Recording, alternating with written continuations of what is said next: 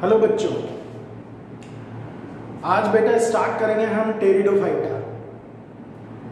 इससे पहले ब्रायोफाइटा हम कंप्लीट कर चुके हैं और इवन टेरिडोफाइटा में जो कॉमन फीचर्स होते हैं टेरिडोफाइटा के वो भी हम डिस्कस कर चुके हैं, है ना। टेरिडोफाइटा की कॉमन फीचर्स हमने ले ली, उसकी जो इकोलॉजिकल और इकोनॉमिकल इम्पोर्टेंस थी वो भी हमने डिस्कस कर ली है। तो इवन उसके रूट के बारे में, लीफ के बारे में, स्टेम के बारे में हमने डिस्कस कर लिया है। जितना हमारे सिलेबस की जो रेंज है उसमें हमने डिस्कस कर लिया। और लास्ट में हमने उसमें जाते जाते ये भी डिस्कस किया था कि 4 क्लासेस, 4 क्लासेस मीन्स की 4 वर्ग टेरिडोफाइटा में इंक्लूड किए जाते हैं, सम्मिलित किए जाते हैं। ये कौन कौन है? सिलोप्सिडा मीन्स की साइलोप्सिडा भी कई लोग कहते हैं, सिलोप्सिडा, लाइकोप्सिडा, स्फिनोप्सिडा और टेरोप्सिडा। जो सिलोप्सिडा है मीन्स की साइलोप्सिडा, इसमें आता बेटा साइलोटम, जिसे सिलोटम भी कहते हैं, है ना। कई लोग सिलोटम भी उसका प्रोनाउंसिएशन निकालते हैं। इसी तरह से लाइकोपोडियम, लाइकोपोडियम में अगर हम बात करें तो सेलिजिनेला आता है लाइकोपोडियम में। जो लाइकोपोडियम के जो सदस्य हैं मीन्स कि उसमें जो भी मेंबर्स इंक्लूड किए जा रहे हैं उसको हम क्लब माउस भी कहते हैं। इसी तरह से सिलोप्सिडा में जितने भी, जैसे साइलोटम की अगर हम बात करें तो जो इंक्लूड किया जा रहा है उसको हम लिविंग फॉसिल कहते हैं क्योंकि सबसे पुराना है। इसी तरह से स्फिनोप्सिडा, स्फिनोप्सिडा में जैसे इक्विसिटम आ रहा है तो इक्विसिटम को हम हॉर्स टेल के नेम से भी जानते हैं। इसी तरह से टेरोप्सिडा में टेरिस, ड्रायोप्टेरिस, एडिएंटम, ये सब आता है। टेरिस को हम फर्न के नेम से भी जानते हैं, इसका निकनेम फर्न भी है। फर्न मतलब फेदर, कि जस्ट लाइक जैसे बर्ड्स के फेदर होते हैं, जैसे पक्षियों के पंख होते हैं, उस तरह की इसकी लीव्स मिलती है। इसी तरह से एडिएंटम, जिसको वॉकिंग फर्न के नाम से भी जानते हैं। तो ड्रायोप्टेरिस, टेरिस, एडिएंटम, ये सब किसको बिलोंग कर रहे हैं? कि ये टेरोप्सिडा को बिलोंग कर रहे हैं, ये टेरोप्सिडा में आ रहा है। अब आज के वीडियो में हमारा जो बेसिक मोटो है, पर्पज है, वो है टेरिडोफाइटा की लाइफ साइकिल को समझना। इसके लाइफ साइकिल में कुछ कॉम्प्लिकेशंस मिलेंगे आगे, वो जो कॉम्प्लिकेशंस मिलेंगे उन कॉम्प्लिकेशंस को भी हम समझेंगे। लेकिन जब हमें इसकी लाइफ साइकिल पढ़नी है और हम देख रहे हैं कि 4 क्लासेस है ना, साइलोप्सिडा है, लाइकोप्सिडा है, स्फिनोप्सिडा है, टेरोप्सिडा है, तो आखिर हम किसके एग्जाम्पल को बेस मानकर इसकी लाइफ साइकिल पढ़ें? तो इसकी लाइफ साइकिल के लिए हम जो बेस मान रहे हैं वो मान रहे हैं फर्न को। फर्न को सेंटर में रखते हुए हम इसकी लाइफ साइकिल को डिस्कस करते हैं। देखिए, ये फर्न का हमने प्लांट बनाया है, इसकी मेन बॉडी, इसकी जो मेन बॉडी है वो डिप्लॉयड है, मीन्स की द्विगुणित डिप्लॉयड है। मेन बॉडी अगर डिप्लॉयड है तो जाहिर सी बात है कि ये इसकी डोमिनेंट स्टेज होगी, मीन्स की प्रभावी अवस्था। डोमिनेंट स्टेज में इसकी प्रभावी अवस्था है कौन? ये डिप्लॉयड बॉडी। इस वजह से इसको नेम दे दिया हमने स्पोरोफाइट, मीन्स की जो इसकी डिप्लॉयड बॉडी है जिसको हम स्पोरोफाइट कह रहे हैं वो डोमिनेंट स्टेज है। जब हम इसके लीव्स को देखते हैं तो याद करो, हमने जब इसके कॉमन फीचर्स पढ़े थे तो हमने एक बात डिस्कस करी थी कि टेरिडोफाइटा में कुछ प्लांट्स ऐसे होते हैं जिसकी लीव्स बड़ी छोटी होती है, जैसे सिलेजिनेला। लेकिन कुछ प्लांट ऐसे होते हैं जिसकी लीव्स बड़ी बड़ी होती है, जैसे साल्विनिया, जैसे फर्न। अभी हमने डिस्कस किया था कि जो फर्न होती है उसका नेम फर्न इसलिए है क्योंकि उसकी जो लीव्स है वो फर्न में इसकी फेदर लाइक होती है, बर्ड्स की फेदर लाइक होती है। तो बड़ी बड़ी लीव्स है, ये देखो बड़ी बड़ी लीव्स, पत्तियां, हिंदी में लीव्स को हम पत्तियां कहेंगे, पत्तियां हैं, बड़ी बड़ी पत्तियां। अब ये जो बड़ी बड़ी पत्तियां हैं, इसमें जो मेच्योर होगी लीव्स, उन लीव्स की वेंट्रल साइड पर, मीन्स की अधर सतह पर, देखो जो लीव्स होती है ना, उसकी दो सरफेस होगी, एक डॉर्सल एक वेंट्रल। कि जैसे इमेजिन कीजिए कि लीफ है, तो ये इसकी डॉर्सल साइड है और ये इसकी वेंट्रल साइड है, मीन्स की ये इसकी पृष्ठ सतह है, ये इसकी अधर सतह है। तो बात किसकी चल रही है? अधर सतह की, मीन्स की वेंट्रल सरफेस की। तो उसकी वेंट्रल सरफेस पर किनारे किनारे पर dot dot dot dot dot dot structures मिला करते हैं। जो dot dot dot dot structure मिलेगी वो एक्चुअली में ग्रुप है, किसका? स्पोरेंजियम का। डॉट डॉट डॉट डॉट की फॉर्म में जो ग्रुप मिल रहा है, स्पोरेंजियम का जो ग्रुप मिल रहा है, उस ग्रुप को हम सोरस भी कहते हैं। The group of sporangium which occur in dotted form is called sorus. तो इसको हम सोरस भी कहते हैं। तो ऐसे sorus sorus sorus sorus sorus sorus, इस तरह से सोरस मिलेंगे। और जो सोरस मिल रहे हैं उनकी जो लाइनिंग है, इट इज कॉल्ड सोराइल। ये देखिए कि ये लीफ और लीफ की ये वेंट्रल सरफेस, कि ये हो गई वेंट्रल सरफेस। हिंदी में बेटा इसको कह सकते हैं हम अधर सतह। तो अधर सतह पर इस तरह की लाइनिंग मिल रही है, और ये जो लाइनिंग है इसको हम कह रहे हैं सोराइल। It is the lining of sorus, कि इसकी हर यूनिट क्या होगी? Sorus. Sorus sorus sorus sorus sorus मिलेगी ना। एंड सोरस क्या है? The group of sporangium, means की बीजाणुधानियों का समूह। तो वो जो बीजाणुधानियों का समूह, मीन्स की स्पोरेंजियम का जो ग्रुप है, वो इस तरह से मिलता है, इस तरह से। मीन्स की इसको अगर हम बहुत ध्यान से देखें तो ये स्ट्रक्चर ऐसे मिलती है। ये जो स्ट्रक्चर है जिसमें हम देख रहे हैं कि ये स्पोरेंजियम है, ये स्पोरेंजियम है, ये स्पोरेंजियम है, ये स्पोरेंजियम है, देखो नेम भी लिखा हुआ है स्पोरेंजियम, जिसके बीजाणुधानी। तो the group of sporangium is called sorus, जिसकी ये पूरा सोरस हो गया।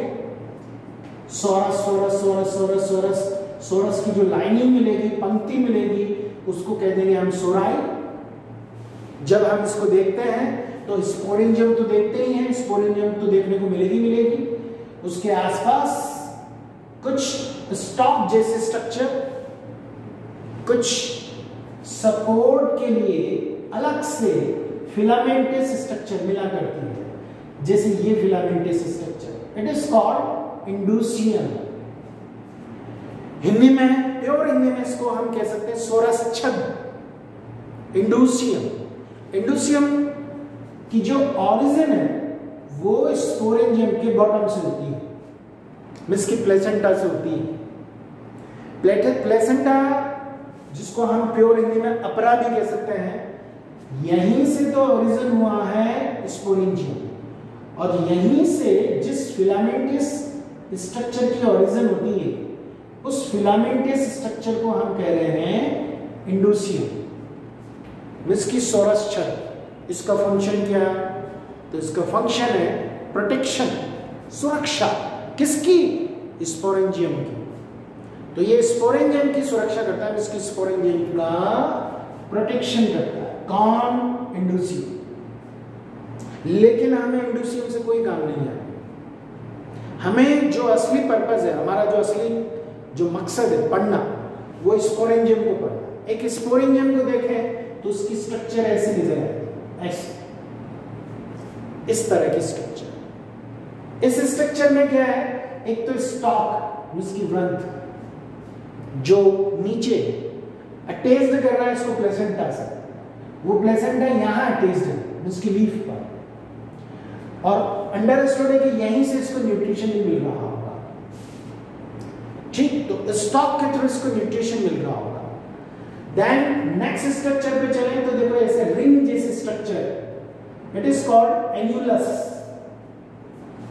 एन्युलस रिंग लाइक स्ट्रक्चर है जो इस तरह से स्पाइरल फॉर्म में है।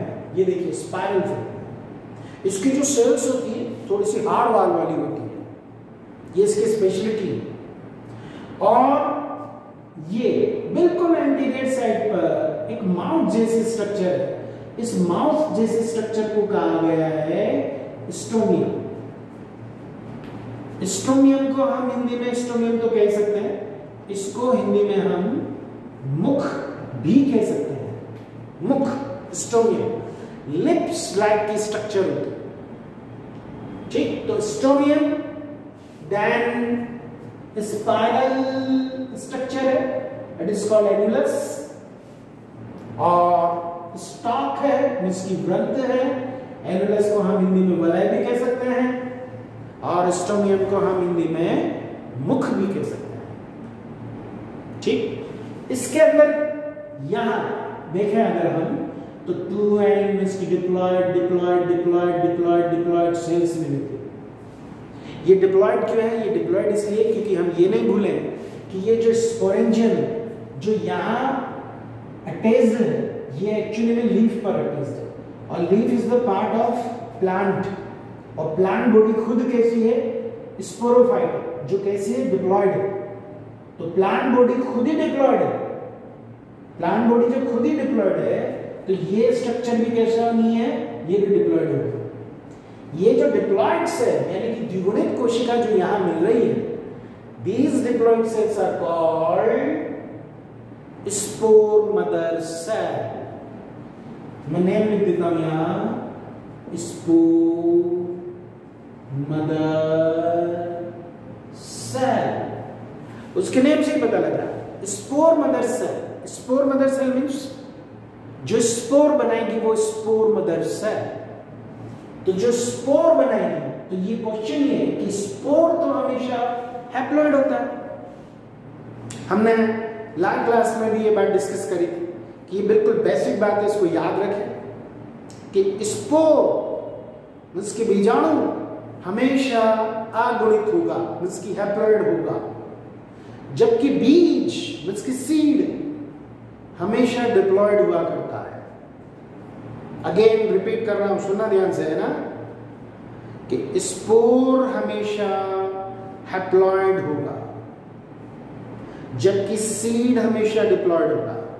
हिंदी में इसको बोलते हैं कि बीजाणु हमेशा अगुणित होगा, हैप्लॉइड होगा, लेकिन बीज सीड हमेशा डिप्लॉयड होगा।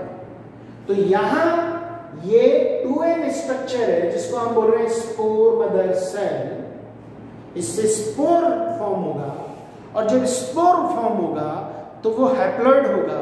तो हम समझ गए कि अच्छा मियोसिस होगा। जब इसमें मियोसिस होगा, इसकी अर्धसूत्री विभाजन होगा, मियोसिस से डिवीजन होगा, तो उस डिवीजन से यहां हैप्लॉइड स्पोर बन जाएगा। और जो हैप्लॉइड स्पोर बने, ये हैप्लॉइड स्पोर ये बने। तो जब ये हैप्लॉइड स्पोर बन जाते हैं तो it is the symbol of its maturation, कि ये सिंबल है किसके? मैच्योरेशन का, परिपक्वन का सूचक है, स्पोरेंजियम की परिपक्वन का सूचक है। और जैसे जैसे ये मैच्योर होती है वैसे वैसे ये जो एन्युलस पोर्शन था, इसकी जो सेल थी, ये वाटर लॉस करने लगती है, ये रेगुलरली वाटर लॉस करने लगती है। हिंदी में कह सकते हैं वाष्पोत्सर्जन। जैसे जैसे ये सेल यहाँ की वाटर लॉस करेगी वैसे वैसे वैसे वैसे ये ड्राई होती चली जाएंगी, और जैसे जैसे जैसे ये ड्राई होती चली जा रही है वैसे वैसे वैसे वैसे वैसे स्टोमियम का जो पोर्शन है वो खिसता चला जाएगा। ऐसे इस तरह से याद रखें कि जैसे इमेजिन कीजिए कि ये स्पोरेंजियम का एन्युलस पोर्शन, और जैसे जैसे ये ड्राई होती चली जा रही है स्टोमियम खिसता चला जाएगा, और एट लास्ट जब पूरी तरह से ड्राई हो जाएंगे तो स्टोमियम ओपन हो जाएगा ऐसे झटके से। तो जैसे स्टोमियम ओपन होता है, जैसे स्टोमियम खुलेगा, तो ये जो स्पोर्स है ये स्कर्टेड हो जाएंगे, बिखर जाएंगे। कहां बिखरेंगे? बाहर, इसके आसपास। क्वेश्चन के आसपास किस तरह का एनवायरमेंट है? तो dam, moist soil, shadow area, हमने पहले उसकी हैबिटेट डिस्कस करी थी।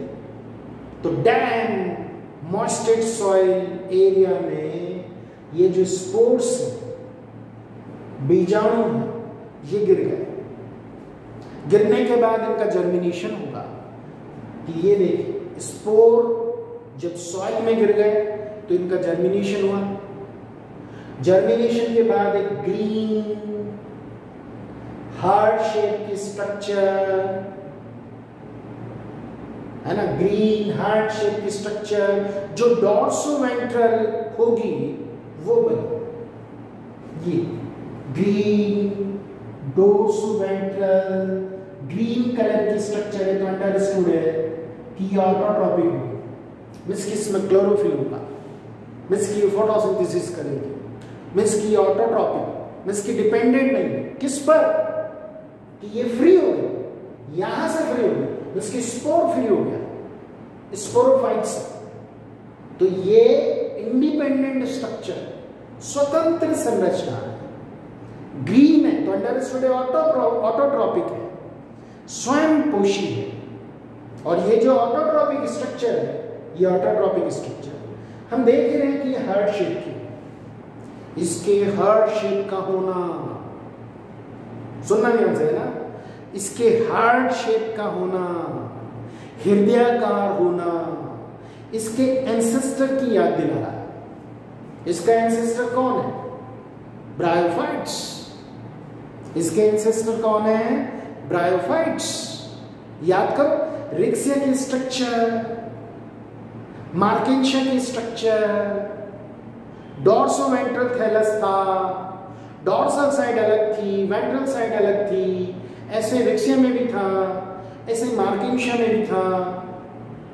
तो डॉर्सोवेंट्रल थैलस का मिलना, हार्ट शेप का मिलना ब्रायोफाइट्स की याद दिला रहा है, इसके एंसेस्टर की याद दिला रहा है, इसके इवोल्यूशनरी जो कड़ी है, इवोल्यूशनरी जो स्टेप है उसकी याद दिला रहा है।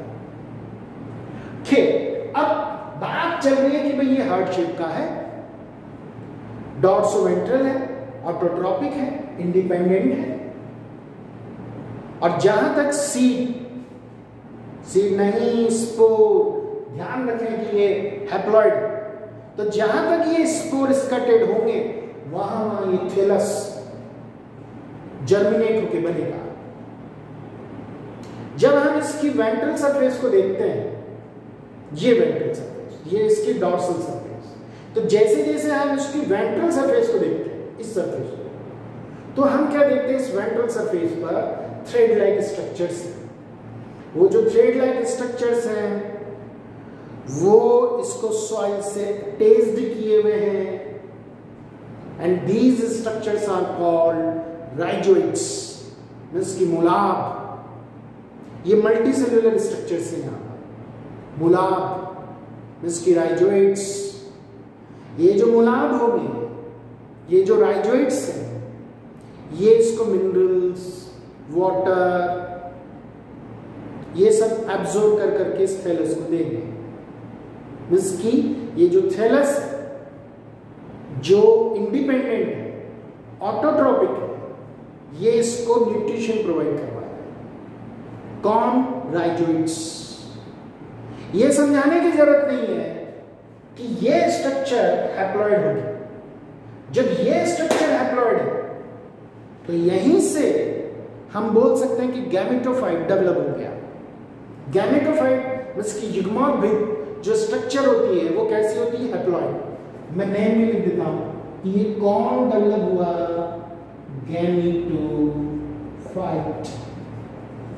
मींस की हिंदी में अगर इसको हम नेम दें तो हिंदी में कहेंगे हम युग्मोद्भिद।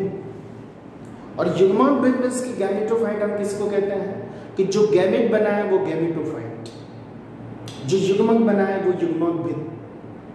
तो युग्मक मींस की गैमेट कौन होते हैं? हैप्लॉइड होते हैं हमेशा। Male gamete is called antherozoid, female gamete is called ovum means की ओवा सेल। तो एंथ्रोजाइट मींस की हिंदी में अगर हम बात करें तो उसे कहेंगे पुमण, और ओवा मींस की ओवम। ये सब कहाँ डेवलप होता है? तो सुने ध्यान से, जब हम इसकी वेंट्रल सरफेस देख रहे हैं तो इसकी वेंट्रल सरफेस पर ही ये देखना हार्ट जैसे स्ट्रक्चर है ना, तो बीच में नॉच इसकी खांच भी मिलेगी, ये खांच। तो खांच के आसपास कुछ लॉन्ग स्ट्रक्चर्स हमें दिखाई देंगे इस तरह के। ये जो लॉन्ग स्ट्रक्चर्स हमें नजर आ रही हैं, ये कौन है? आर्किगोनिया, आर्किगोनियम, हिंदी में कहेंगे स्त्रीधानी। ये archegonium long structure near about notch, खांच के आसपास। आर्किगोनियम मींस की स्त्रीधानी मींस की फीमेल ऑर्गन। और राइजोइड्स के आसपास देखें कि जैसे ये राइजोइड्स है, मूला, राइजोइड्स के आसपास देखें तो कुछ डॉटेड स्ट्रक्चर्स हमें दिखाई देंगे। These dotted structures are called antheridium means की पोधानी, हिंदी में कहेंगे पोधानी और इंग्लिश में कहेंगे एंथ्रीडियम मींस की male organ. Archegonium is female organ and antheridium is male organ. Archegonium की स्ट्रक्चर पे चलते हैं। आर्किगोनियम की स्ट्रक्चर वही फ्लास्क जैसी, फ्लास्क जैसी, बिल्कुल ब्रायोफाइट जैसी। फ्लास्क जैसी तो एक portion neck, next is called venter, इसकी जो स्फेरिकल पोर्शन होता है इट इज कॉल्ड वेंटर, और देन उसके ऊपर नेक है। बस यहाँ नेक के बारे में याद रखें कि नेक में यहाँ पर 4 to 5 सेल्स हुआ करती है, और वेंटर है, देन वेंटर न्यूक्लियस भी है। वेंटर न्यूक्लियस यहाँ जितनी भी एक्टिविटीज होंगी उसका सबका रेगुलेशन करेगा। लेकिन इसके अलावा यहाँ ओवम भी है, हिंदी में कहेंगे अंड कोशिका भी है, जो हैप्लॉइड है जिसकी गैमेट है ओवम, फीमेल गैमेट, जो यहाँ अंडधान जिसकी वेंटर है। जब हम एंथ्रीडियम की बात करते हैं तो एंथ्रीडियम जो राइजोइड्स के पास है, ये जस्ट लाइक जैसे पर्ल होता है, मोती कि जैसे रिंग है और रिंग के ऊपर जिस तरह से नग होता है ना मोती, इसकी पर्ल जैसी स्ट्रक्चर, तो उस जैसी स्ट्रक्चर होती है, स्फेरिकल, कुछ कुछ बॉल शेप भी कह सकते हैं, तो उस तरह की स्ट्रक्चर मिलती है इसके यहाँ। इसके एपिकल पोर्शन पे भी एक माउथ होता है, पोर होता है जिसको हम बोल देंगे माउथ, और यहाँ जो हैप्लॉइड सेल्स होंगे उसके डिवीजन से या उसके मॉडिफिकेशन से मेल गैमेट बनेगा, it is called antherozoid, it is called antherozoids. Antherozoids biflagellated या मल्टीफ्लैजिलेटेड हो सकते हैं। एंथ्रोजॉइड्स टेरिडोफाइटा में थोड़ी सी यहां पर हमें ये बात थोड़ा ध्यान रखना है। ब्रायोफाइट्स के केस में तो हमने डिस्कस किया था कि ब्रायोफाइट्स में जितने भी पुमणु थे, जितने भी एंथ्रोजॉइड्स थे, वो सब बाइफ्लैजिलेटेड थे, द्विकशाभिक। लेकिन इस केस में, इसके टेरिडोफाइटा के केस में अगर हम बात करें तो मैक्सिमम, जैसे for example pteridium, pteris, dark pteris, adiantum, even equisetum, इन सब में मल्टीफ्लैजिलेटेड पुमन मींस के एंथ्रोजॉइड देखने को मिलता है। लेकिन जब हम बात करें सेलिजिनेला की, है ना, सेलिजिनेला जो इसका एग्जाम्पल है, हमने वीडियो के स्टार्टिंग में भी डिस्कस किया था। जब हम बात कर रहे हैं सेलिजिनेला की, जब हम बात कर रहे हैं लाइकोपोडियम की, तो सेलेजिनेला और लाइकोपोडियम में, सुनना ध्यान से है ना, सेलेजिनेला और लाइकोपोडियम में ये बाइफ्लैजिलेटेड होता है। लेकिन बाकी जितने भी एग्जांपल्स हैं, जैसे इक्विसिकम, जैसे टेरिस, डायप्टेरिस, एडिएंटम, इसकी बाकी की सब फर्म है, इन सब में ये मल्टीफ्लैजिलेटेड होता है। हाँ, स्पाइरल स्ट्रक्चर सभी में मिलेगी, ये स्पाइरल स्ट्रक्चर है इसमें। और जब ये रिलीज होंगे तो किसी नमी में, मीन्स की मॉइस्चर जो पोर्शन होगा वहां रिलीज होगा।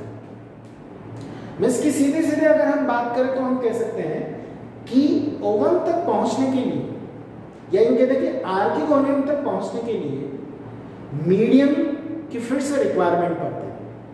मीडियम की जो फिर से रिक्वायरमेंट पड़ती है, तो मीडियम कौन है यहाँ पर? पानी, वाटर, जो हल्की सी मॉइस्चर फॉर्म में ही फिर चाहे क्यों ना हो, लेकिन पानी का मिलना जरूरी है। विदाउट वाटर फर्टिलाइजेशन पॉसिबल है ही नहीं, क्योंकि हम ये नहीं बोले कि ये फ्लैजिलेटेड है।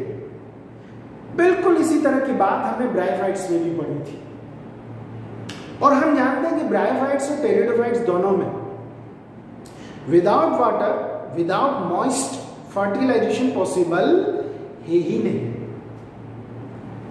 यही कारण, सुनना नहीं हो सकता, यही कारण है कि ब्रायोफाइट्स और टेरिडोफाइट्स का जो डिस्ट्रीब्यूशन है अराउंड द वर्ल्ड, पृथ्वी पर पूर्ण रूप से अगर हम इसका वितरण देखें तो बहुत कम है। हर जगह ये नहीं मिलते, क्योंकि हर जगह पानी नहीं मिलता, और इनको अपने फर्टिलाइजेशन को सक्सेस बनाने के लिए, फर्टिलाइजेशन सक्सेसफुल तरीके से हो, इसके लिए वाटर की रिक्वायरमेंट होती है। यही रीजन है कि इनका जो इवोल्यूशन है, इनका जो विकास है, वो भी बहुत ज्यादा नहीं हुआ। ये एडेप्टेड नहीं हुए एंजियोस्पर्म की तरह कि हर एनवायरनमेंट में ये मिल जाए। एंजियोस्पर्म को नहीं है जरूरत हमेशा पानी की। एंजियोस्पर्म में तो हर तरह से हमें पता है कि पॉलिनेशन हो जाता है, बाय द विंड भी होता है, बाय द इंसेक्ट्स भी होता है, बाय द वाटर भी होता है, एक्सेट्रा एक्सेट्रा एक्सेट्रा। लेकिन यहां ऐसा नहीं, और ब्रायोफाइट्स के केस में भी ऐसा नहीं। ब्रायोफाइट्स और टेरिडोफाइट्स दोनों में पानी के डिपेंडेंस, पानी पे डिपेंडेंट है। अब पानी पे जब डिपेंडेंस है, तो जहां पानी मिलेगा, जहां मॉइस्ट मिलेगी, उसी हैबिटेट में तो ये रहेंगे, और उसी हैबिटेट पे एक तरह से बाउंडेड हो गई है। इसी वजह से इनका जो डिस्ट्रीब्यूशन है अराउंड द वर्ल्ड वो बहुत कम है। कुल मिला के बात ये कि ये मिस्की एंथ्रोजॉइड्स थ्रू द नेक से होते हुए ओवम तक पहुंच जाएंगे। यहां दिमाग में एक और क्वेश्चन आ सकता है कि आखिर वो कौन सी चीज है जो एंथ्रोजॉइड्स को यहां पहुंचने के लिए अट्रैक्ट कर रही है। तो देखो, सही मायनों में ब्रायोफाइट्स के केस में भी और यहां भी ये कंप्लीटली कीमियोटैक्टिक मूवमेंट होता है। कीमियोटैक्टिक का मतलब हिंदी में कहेंगे रसायन अनुचलन, यानी कि पूरी तरह से रसायन अनुचलन, पूरी तरह से कीमियोटैक्टिक मूवमेंट। बेसिकली ये मैलिक एसिड का सिक्रीशन करती है। मैलिक एसिड के इफेक्ट की वजह से ये अट्रैक्ट होते हैं, ये एंथ्रोजॉइड्स अट्रैक्ट होंगे इस ओवम की तरफ। तो पूरी तरह से ये कीमियोटैक्टिक मूवमेंट है, लेकिन मूवमेंट के लिए वाटर की रिक्वायरमेंट जरूरी है। वाटर की requirement, without water fertilization possible है ही नहीं है। अब अंडरस्टूड है कि सक्सेसफुल तरीके से जब फर्टिलाइजेशन हो गया तो जायगोट फॉर्म होगा। देखिए जायगोट फॉर्म हो गया। जब जायगोट फॉर्म होगा, देन इसका जब जर्मिनेशन होगा, तो अंडरस्टूड है कि आफ्टर जर्मिनेशन वापस से नया प्लांट जिसकी स्पोरोफाइट बन जाएगा। तो ये इसकी एक सिंपल सी लाइफ साइकिल। इस पूरी लाइफ साइकिल में हम क्या देख रहे हैं कि स्पोरोफाइट जो 2n इसकी डिप्लॉयड, इसके बाद नेक्स्ट गैमेटोफाइट मींस की हैप्लॉइड मींस की अगुणित स्टेज भी आती है। तो it is called alternation of generation, Hindi में कहेंगे पीढ़ी एकांतरण। ऑल्टरनेशन ऑफ जनरेशन में हम क्या देख रहे हैं कि लाइफ साइकिल का आधा पोर्शन तो डिप्लॉयड फॉर्म में निकला है। डिप्लॉयड फॉर्म ये देखिए, अप्रॉक्सीमेटली 50% पोर्शन इस डिप्लॉयड फॉर्म में निकला है यहां तक। लेकिन अप्रॉक्सीमेटली 50% पोर्शन हैप्लॉइड फॉर्म में निकला है।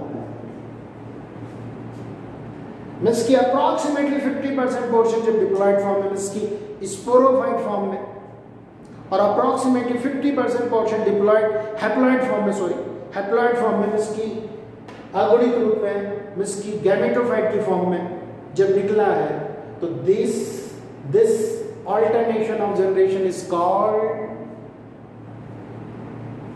haplontic diplontic या diplontic haplontic। कि जैसे यहां से स्टार्ट करें तो डिप्लॉन्टिक हैप्लॉन्टिक, और यहां से स्टार्ट करें तो हैप्लॉन्टिक डिप्लॉन्टिक। तो it is called haplontic diplontic alternation of generation या diplontic haplontic alternation of generation. तो diplontic haplontic alternation of generation या haplontic diplontic alternation of generation एक ही बात है, अलग अलग नहीं है। और ये टेरिडोफाइटा की स्पेशलिटी। ब्रायोफाइट में हमने देखा था कि ब्रायोफाइट्स में भी हैप्लॉन्टिक डिप्लॉन्टिक मिल रहा था अल्टरनेशन ऑफ जनरेशन, लेकिन वही एल्गी में हमने देखा वहां हैप्लॉन्टिक ही मिल रहा था, क्योंकि पूरे लाइफ साइकिल का मैक्सिमम पार्ट एल्गी में अप्रॉक्सीमेटली 80-90% पोर्शन हैप्लॉइड फॉर्म में निकलता है, और जायगोट जब वहां बनता है तो कुछ टाइम के लिए ही बनता है, वो भी एडवर्स कंडीशन में बनता है। तो वहां उस अल्टरनेशन ऑफ जनरेशन को हमने बोला था हैप्लॉन्टिक। ब्रायोफाइट के केस में जो प्लांट था, जो खुद प्लांट बॉडी थी, वो गैमेटोफाइट थी, याद करो वो गैमेटोफाइट थी, मींस की अगुणित थी, मींस की हैप्लॉइड थी। और फिर कुछ ध्यान हो तो स्पोरोफाइट बना था जिसमें फुट, सीटा, कैप्सूल 3 स्ट्रक्चर्स डेवलप हुई थी। ये स्पोरोफाइट डेवलप स्पोरोफाइट था मॉसिस में। देन स्पोरोफाइट डिपेंड था किस पे, गैमेटोफाइट पर, फॉर न्यूट्रिशन।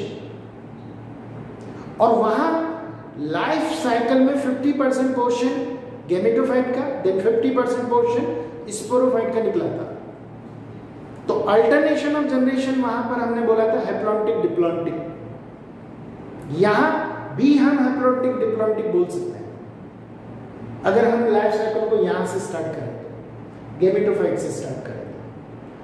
लेकिन हम अगर लाइफ साइकिल को स्पोरोफाइट से स्टार्ट करते हैं तो it is called diplontic haplontic. दोनों ही तरह से आप बोल सकते हैं, डिप्लॉन्टिक हैप्लॉन्टिक भी बोल सकते हैं, हैप्लॉन्टिक डिप्लॉन्टिक भी बोल सकते हैं, दोनों ही तरह से। लेकिन इस केस में हम क्या देख रहे हैं कि स्पोरोफाइट भी इंडिपेंडेंट है, स्पोरोफाइट भी स्वतंत्र है, और गैमेटोफाइट भी स्वतंत्र है, इंडिपेंडेंट है न्यूट्रिशन के। ये भी फोटोसिंथेसिस करता है, ये भी फोटोसिंथेसिस करता है, स्पोरोफाइट भी फोटोसिंथेसिस करता है और गैमेटोफाइट भी फोटोसिंथेसिस करता है। किंतु परंतु लेकिन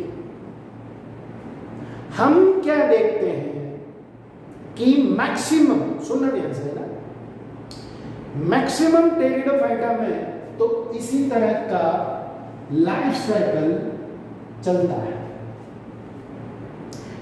मैक्सिमम में कौन आ रहा है? तो मैक्सिमम में हम डायप्टेरिस, टेरिस, एडिएंटम, एजोला, मार्सिलिया, माइसोसीट्स, इन सबको ले सकते हैं। तो मैक्सिमम में तो इसी तरह का लाइफ साइकिल चल रहा है। इसी तरह का जब लाइफ साइकिल चल रहा है तो उसका रीजन क्या है? एक ही तरह के स्पोर्स बन रहा है, एक ही साइज के स्पोर्स बन रहा है, एक ही साइज के स्पोर्स है, तो इसको बोल देंगे हम होमोस्पोरस कंडीशन। हिंदी में कहेंगे समबीजाणुता। ये समबीजाणुता, समबीजाणुता किस किस में मिल रही है? अभी हमने एग्जांपल्स पढ़े। टेरिस है, डायप्टेरिस है, एडिएंटम है, एजोला है, मार्सिलिया है, माइसोसीट्स है, ये सब। लेकिन इसके अलावा अगर हम दूसरे एग्जांपल देखते हैं, जैसे कुछ सिलेजिनेला, साल्विनिया, सुनना बहुत ध्यान से सुनना बेटा, है ना? सिलेजिनेला, साल्विनिया, जब हम इन एग्जांपल्स को देखते हैं तो इन एग्जांपल्स में हमें क्या देखने को मिलता है कि इसमें दो तरह की लीव्स इस स्पोरोफाइट पर डेवलप होती है। टू टाइप्स ऑफ लीव्स, एक छोटी एक बड़ी।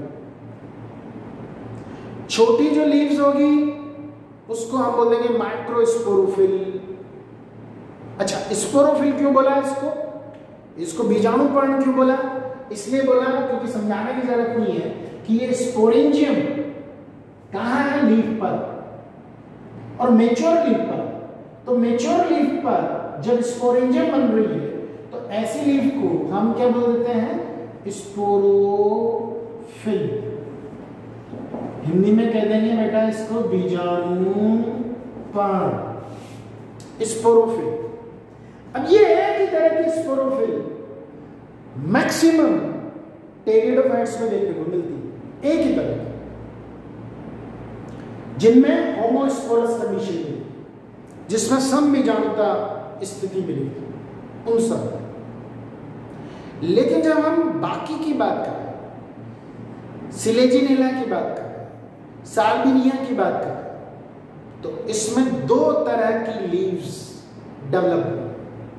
दो तरह की, इमेजिन करना है ना, इमेजिन करो कि दो तरह की लीव्स, एक छोटी है एक बड़ी। इसको ऐसे भी समझ सकते हैं कि इमेजिन करो दो तरह की लीव्स, एक छोटी एक बड़ी। जो बड़ी है इट इज कॉल्ड मेगास्पोरोफिल, जिसकी गुरु बीजाणुपर्ण। और जो छोटी है उसको कहेंगे माइक्रोस्पोरोफिल, जिसकी लघु बीजाणुपर्ण।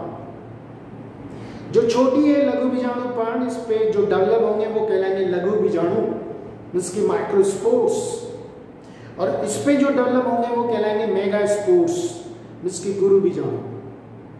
तो एक बार अपना पूरा ध्यान इधर की तरफ देना कि मान लीजिए बड़ा स्पोर है तो कहला रहा है मेगास्पोर, और छोटा स्पोर है तो कहला रहा है माइक्रोस्पोर, जिसकी लघु बीजाणु। अब इस केस में क्या होता है? इस केस में ये होता है कि जो लघु बीजाणु होगा ना, जो माइक्रोस्पोर होगा ना, वो तो स्पोरेंजियम से फ्री होके स्कैटर्ड होके डिस्पर्सल हो जाएगा, सॉइल में गिर जाएगा। सॉइल में जब गिर गया कौन? माइक्रोस्पोर, तो जर्मिनेटेड भी होगा, अंकुरित भी होगा। अंकुरित होगा, सॉइल में अंकुरित होगा, इसकी जर्मिनेट हुआ सॉइल में, तो फॉर्मेशन होगा मेल गेमिटोफाइट का। तो यहां मेल गेमिटोफाइट मिट्टी में, इसकी सॉइल में इंडिपेंडेंटली बना करता है। जो इंडिपेंडेंटली मेल गेमिटोफाइट बन रहा है और सॉइल में बन रहा है, ऑटोट्रोपिक होगा, ग्रीन होगा, वो सब बातें तो होगी ही सही। वो क्या बनाएगा? वो एंथ्रोजोइट बनाएगा कि वो आफ्टर माइटोसिस, क्योंकि हम ये नहीं बोलेंगे हैप्लॉइड, तो आफ्टर माइटोसिस, इसकी माइटोटिक डिवीजन, वो पुमणु मीन्स की एंथ्रोजॉइड बनाएगा। हिंदी में पुमणु कहेंगे, इंग्लिश में बोलेंगे एंथ्रोजॉइड, तो एंथ्रोजॉइड बनाएगा। लेकिन मेगास्पोर मीन्स की गुरु बीजाणु, वो स्पोरेंजियम से मुक्त फ्री नहीं होता है। सुनना ध्यान से, वो स्पोरेंजियम में ही रह जाता है, वो फ्री नहीं हुआ। इधर की तरफ ध्यान दें कि मेगास्पोर है और वो फ्री नहीं हुआ। जब वो फ्री नहीं हुआ तो उसका जर्मिनेशन कहाँ हुआ? तो उसका जर्मिनेशन मदर प्लांट पर ही हुआ। वो स्पोरेंजियम में ही है, वो बाहर रिलीज ही नहीं हुआ, उसका डिस्पर्जन नहीं हुआ। तो वो कहाँ है? वो स्पोरेंजियम में ही है, वो स्पोरेंजियम में ही है और वहीं पर उसका जर्मिनेशन हुआ है। जब उसका जर्मिनेशन मदर प्लांट पे हुआ, वहां भी इसी तरह की आर्किगोनियम डेवलप होगी, इसी तरह की।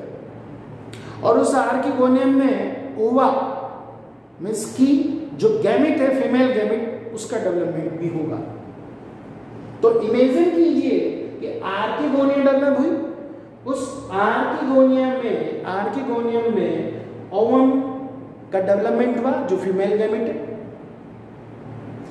इधर ये जो एंथ्रोजॉइड्स थे जो माइक्रोस्पोर से डेवलप हुए थे, इमेजिन कीजिए कि ये रिलीज होता है और रिलीज होने के बाद वही बाय द वाटर के थ्रू, वाटर मीडियम की तरह काम करेगा ही करेगा। तो वाटर के थ्रू ये ओवम तक जो आर्किगोनियम में पहुंच गया। और आर्किगोनियम कहाँ है कि आर्किगोनियम स्पोरेंजियम से ही अटैच्ड है, या यूं कहते हैं कि आर्किगोनियम मदर प्लांट से ही अटैच्ड है। और आर्किगोनियम में जब ये पहुंच गए एंथ्रोजॉइड्स, तो देन फर्टिलाइजेशन हुआ। हम ये नहीं बोले यहाँ पे रिक्वायरमेंट है पानी की, विदाउट पानी यहाँ भी, विदाउट वाटर यहाँ भी फर्टिलाइजेशन पॉसिबल है ही नहीं। तो आफ्टर फर्टिलाइजेशन यहाँ क्या होगा? जायगोट बनेगा, जैसा कि वहां भी हुआ था। लेकिन हम ये नहीं बोले वहां इंडिपेंडेंटली था, होमोस्पोरस कंडीशन कि इंडिपेंडेंट, पूरी तरह से इंडिपेंडेंट गैमेटोफाइट था, जिस पर मेल फीमेल दोनों तरह की जो ऑर्गन्स है, दोनों तरह के सेक्स ऑर्गन, चाहे फिर वो एंथ्रीडियम हो या आर्किगोनियम हो, दोनों तरह के सेक्स ऑर्गन यहाँ पर एक ही थैलस पर डेवलप हो गए। लेकिन ऐसा यहाँ नहीं। यहाँ हम क्या देख रहे हैं कि जो माइक्रोस्पोर्स था उससे एंथ्रीडियम जब डेवलप हुई, तो उस एंथ्रीडियम में जब एंथ्रोजॉइड्स का जब डेवलपमेंट हुआ, पुमणुओं का जब विकास हुआ, तो ये तो इंडिपेंडेंट थैलस पर है। लेकिन मेगास्पोर फ्री नहीं हुआ था, वो अटैच्ड था अपने मदर प्लांट से, मेगास्पोर। और उस मेगास्पोर पर आर्किगोनियम में ओवा है और एंथ्रोजॉइड्स आ रहा है और उस ओवा का फर्टिलाइजेशन कर रहा है। फर्टिलाइजेशन हुआ तो जायगोट बन गया। ये जायगोट कहां फॉर्म हुआ है कि ये जायगोट मदर प्लांट पर ही है, मदर प्लांट पर ही है ये जायगोट। सुना ध्यान से है ना, ये जायगोट मदर प्लांट पे। लेकिन मदर प्लांट पे कहां?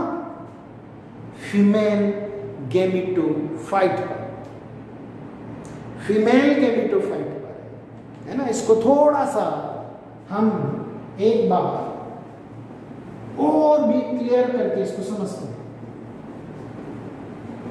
थोड़ा सा क्लियर करते हैं। मैं इसको, ये जो लाइफ साइकिल बना हुआ है, इस लाइफ साइकिल को मैं एक बार इरेज कर देता हूं और इसको थोड़ा सा क्लियर करते हुए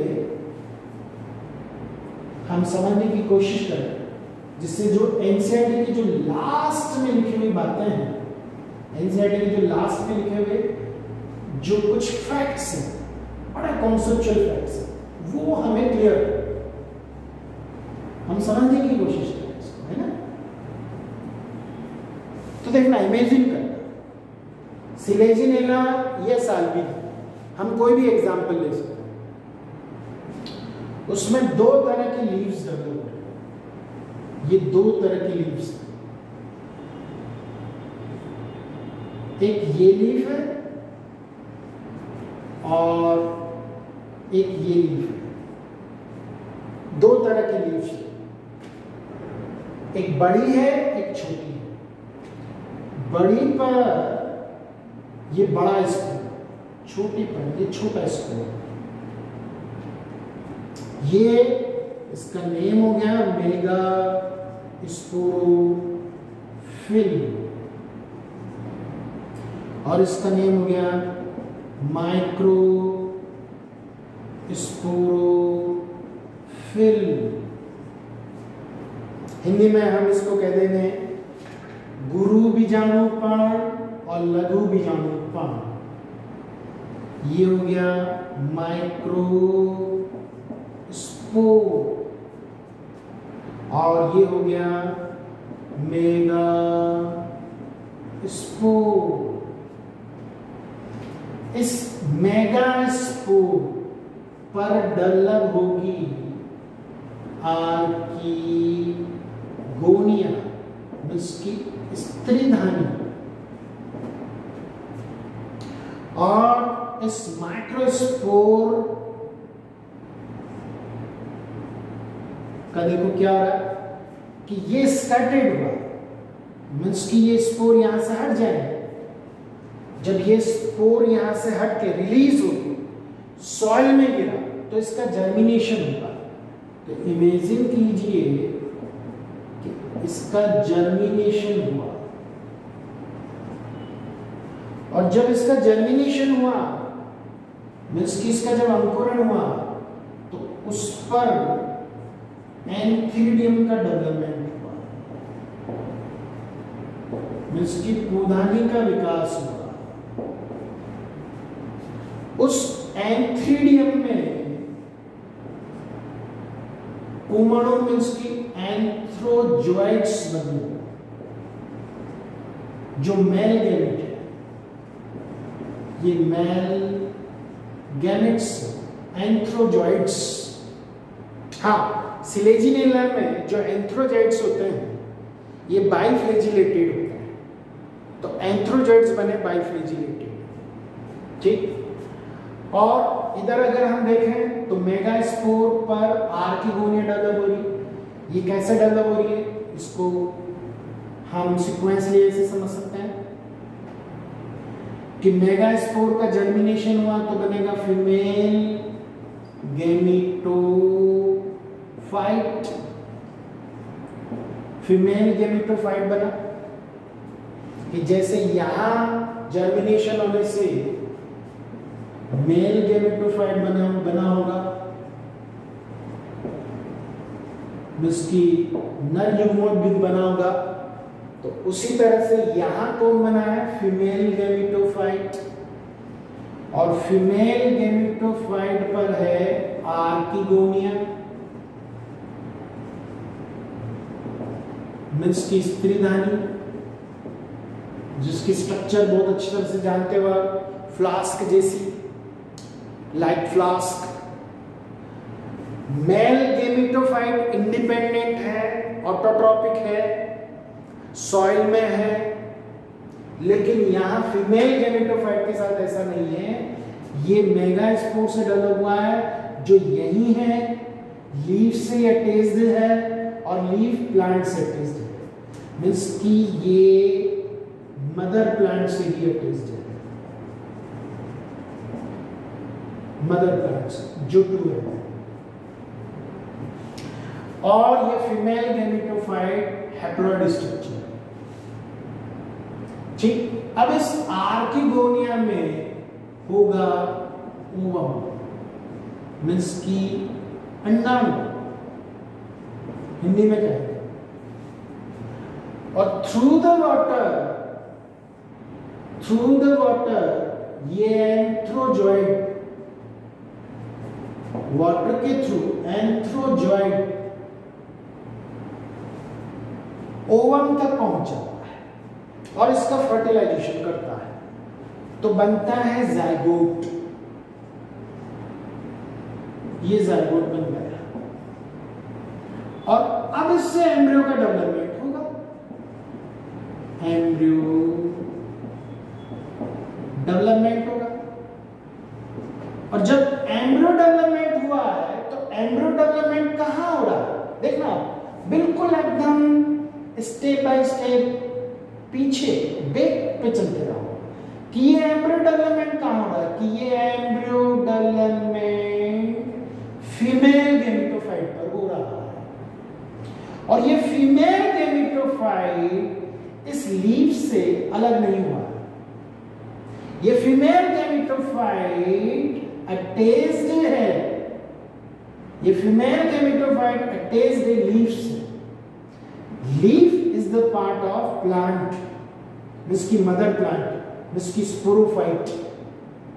तो इसका मतलब female gametophyte is depend on sporophyte for nutrition। Means कि यहां से मदर प्लांट से ये फीमेल गेमेटोफाइट न्यूट्रिशन ले रहा है और इस गेमेटोफाइट से अटैच्ड है ये एम्ब्रियो। ये कुछ कुछ वैसी ही नेचर हो गई, वैसी ही हैबिट हो गई जैसे कि हम एंजियोस्पर्म में देखते हैं। कैसे एंजियोस्पर्म में हम कैसे देखते हैं? एक बार यहां एक छोटा सा डायग्राम बना के हम समझते हैं उसकी हेल्प से कि एंजियोस्पर्म में क्या था। एंजियोस्पर्म में ऐसे ओव्यूल था, कुछ याद होगा आपको? इस तरह से ओव्यूल होता। वहां ये जो ओव्यूल है उसमें this portion is called embryo sac, Hindi में कहेंगे भ्रूण कोश। भ्रूण कोश, embryo sac. Embryo sac is called female gametophyte. Means कि यहां ये कौन है? Female gametophyte. ये फीमेल गेमेटोफाइट। और याद करो वहां पर after double fertilization and triple fusion,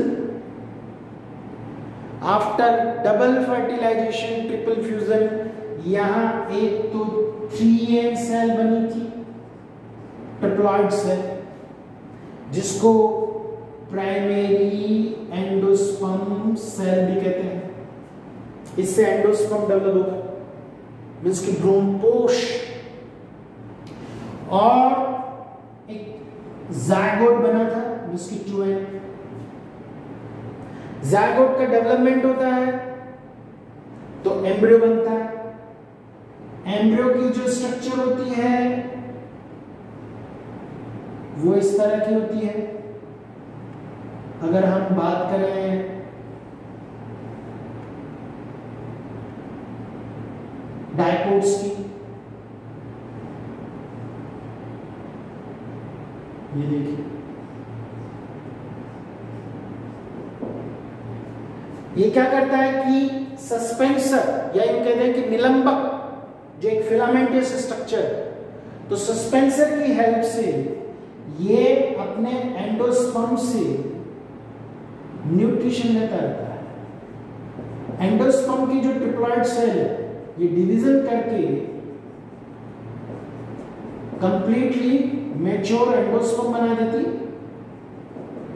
और ये सस्पेंसर की हेल्प से, इसकी जो फिलामेंटस स्ट्रक्चर है जिसको हम सस्पेंसर कह रहे हैं, तो ये सस्पेंसर की हेल्प से ये रेगुलर न्यूट्रिशन लेती रहेगी। ये रेगुलर न्यूट्रिशन ले रहा है कॉमन एम्ब्रियो और अटैच है किससे? फीमेल गेमेटोफाइट से। इसकी फीमेल गेमेटोफाइट इसको रेगुलरली न्यूट्रिशन दे रहा है, फीमेल गेमेटोफाइट। और ये कंप्लीट स्ट्रक्चर किसमें कन्वर्ट कन्वर्ट हो गई, ये complete structure at last seed जिसकी बीज में कन्वर्ट हो गई आफ्टर फर्टिलाइजेशन। और ये बीज अटैच्ड है मदर प्लांट से, ये बीज अटैच्ड है मदर प्लांट से। कैसे कि ये बीज फ्रूट के अंदर है, जिसकी सीड फ्रूट के अंदर है, एंड द फ्रूट अटैच्ड है किससे? मदर प्लांट से। बिल्कुल इसी तरह से ये देखिए, female gametophyte, female gametophyte nutrition दे रहा है एम्ब्रियो को, डेवलपिंग एम्ब्रियो को न्यूट्रिशन दे रहा है। बिल्कुल इधर देखो, female gametophyte embryo sac provided to nutrition to developing embryo। Female gametophyte nutrition provide कर रहा है, न्यूट्रिशन दे रहा है किसको? विकसित होते हुए भ्रूण को। यहां भी देखो, female gametophyte provide nutrition to developing embryo and the female gametophyte is attached with mother plant. और यहां भी देखो कि female gametophyte is the part of seed और सीड अटैच्ड है मदर प्लांट से। तो it is the evolutionary step towards seed habit। तो कुछ प्लांट्स में हेटेरोस्पोरिक कंडीशन मिलती है और जिन प्लांट्स में टेरिडोफाइटा में हेटेरोस्पोरस कंडीशन मिलती है, वहां हम क्या देखते हैं कि जो फीमेल गैमेटोफाइट का जो डेवलपमेंट है, फीमेल गैमेटोफाइट का डेवलपमेंट ये मदर प्लांट पर ही होता है और मदर प्लांट से ये रेगुलर न्यूट्रिशन लेता है। एट लास्ट फीमेल गैमेटोफाइट ये न्यूट्रिशन किसको दे रहा है? कि ये डेवलपिंग एम्ब्रियो को दे रहा है। और डेवलपिंग एम्ब्रियो को इस तरह से न्यूट्रिशन का पहुंचाना, ये सीड हैबिट की तरफ इवोल्यूशनरी मूवमेंट हो गया, ये सीड हैबिट की तरफ ले जा रहा है। जैसे जिम्नोस्पर्म में एंजियोस्पर्म में होता है, ये उस तरफ जा रहा है कि जैसे वहां फीमेल गैमेटोफाइट के एम्ब्रियो से जिसके अंदर एंडोस्पर्म था, वो रेगुलरली न्यूट्रिशन प्रोवाइड करता है टू द डेवलपिंग एम्ब्रियो, ठीक इसी तरह से यहां भी female gametophyte regularly nutrition provide कर रहा है टू डेवलपिंग एम्ब्रियो। जिस तरह से वहां फीमेल गैमेटोफाइट, यहां फीमेल गैमेटोफाइट मदर प्लांट से अटैच्ड है, सीड का पार्ट, सीड फ्रूट के अंदर है, देन फ्रूट एंजियोस्पर्म के केस की अगर अपन बात करें तो फ्रूट अटैच्ड है मदर प्लांट से। तो इसी तरह से फीमेल गैमेटोफाइट जो मेगास्पोर से डेवलप हुआ है, मेगास्पोर अलग नहीं हुआ था इस लीफ से, उसकी मेगास्पोरोफिल से, और megasporophyll is the part of mother plant, उसकी स्पोरोफाइट। तो स्पोरोफाइट पर गैमेटोफाइट का डेवलपमेंट हुआ, स्पोरोफाइट पर गैमेटोफाइट का विकास हुआ, विकास चल रहा है ना। स्पोरोफाइट पर गैमेटोफाइट का डेवलपमेंट, कि जैसे एम्ब्रियो सेक का डेवलपमेंट, एम्ब्रियो सेक कौन है? Female gametophyte. Embryo sac means की फीमेल गैमेटोफाइट का डेवलपमेंट स्पोरोफाइट यानी कि मदर प्लांट पे चल रहा है, टेरिडोफाइटा के केस में। और एंजियोस्पर्म के केस में भी अगर हम बात करें तो बिल्कुल ऐसी की ऐसी कहानी चल रही है। तो एंजियोस्पर्म की तरह यानी कि सीड नेचर या सीड हैबिट की तरफ ये इवोल्यूशनरी स्टेप हो रहा है। तो लास्ट में वो जो लिखी हुई बातें हैं मेरे ख्याल से समझ में आ रही होंगी।